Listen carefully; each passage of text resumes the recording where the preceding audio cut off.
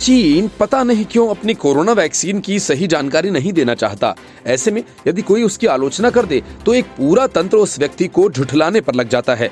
मगर न चीन कंपनी और न ही चीनी मीडिया अपने वैक्सीन की विश्वसनीयता को साबित करने का कोई प्रयास कर रहे हैं और न ही उसके प्रभावकारी डेटा के बारे में ही कोई जानकारी देते हैं।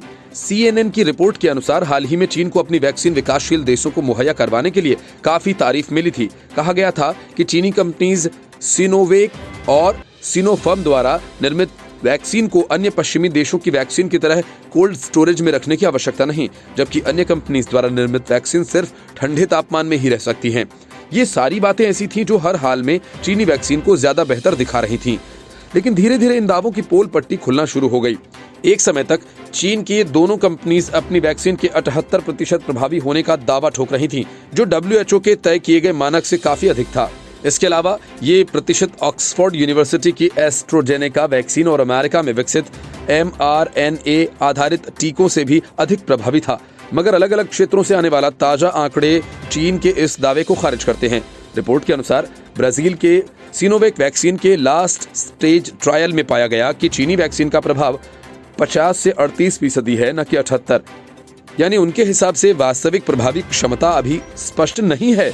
इस तरह तुर्की ने इसकी प्रभावी क्षमता को 91.25 रखा और इंडोनेशिया ने इसकी प्रभावी दर को 65.3। इसके बाद ब्राजील ने अपने हालिया बयानों में कहा कि कुछ केसेस में दूसरों की तुलना में इसकी प्रभावकारिता का स्तर अधिक है।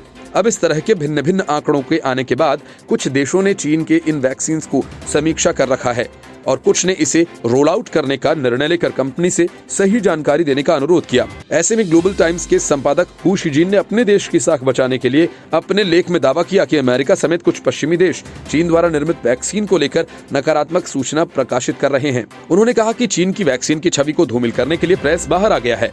उन्हें लग रहा है कि पूरा विश्व फाइजर और अन्य अमेरिकन और पश्चिमी देशों का इंतजार करेगा कि वो अतिरिक्त वैक्सीन तैयार करें और उनका टीकाकरण हो।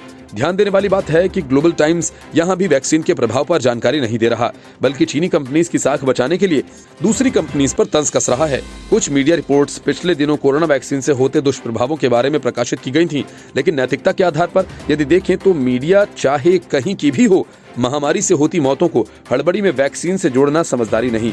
जो रिपोर्ट्स वैक्सीन से हो रही एलर्जी की चर्चा कर रही हैं, उन्हें समझना चाहिए कि वैक्सीन से कुछ रिएक्शंस हो सकते हैं, लेकिन बिना प्रमाण उन्हें मौतों से जोड़ देना गलत है। भारत में अभी तक 2.5 लाख लोगों को टीका लगाया जा चुका है। बहुत कम केसेस एलर्जी या मृत्यु के आए हैं, लेकिन मीडिया हाउस सीधा वैक्सीन से हुई मृत्यु पर बात करने लगे, जबकि इस बात के कोई सबूत सामने नहीं आए हैं। मृत्यु का कारण टीका लेना था, जबकि इस बात के कोई सबूत नहीं है कि मृत्यु का कारण टीका लेना था।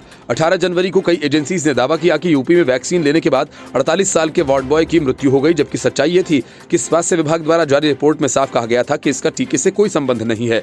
उसकी मृत्यु का कारण कोई और बीमारी थी। कांग्रेस समर्थक साकेत गोखले ने भी ऐसे फर्जी दावे सनसनीखेज बनाकर पेश किए और कहा कि गर्भवती महिलाओं को ये वैक्सीन लेने से बचना चाहिए, क्योंकि इसके बारे में जानकारी सार्वजनिक नहीं है। चीन इस महामारी के समय में भी भारतीय मीडिया को प्रभावित कर रहा है। पिछले सालों में उस पर आरोप रहे हैं कि वो विदेशी पत्रकारों को उनके समर्थन में रिपोर्ट लिखने के लिए उकसाता है।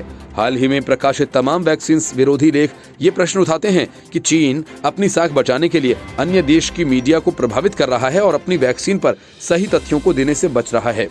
Bureau report, news of India.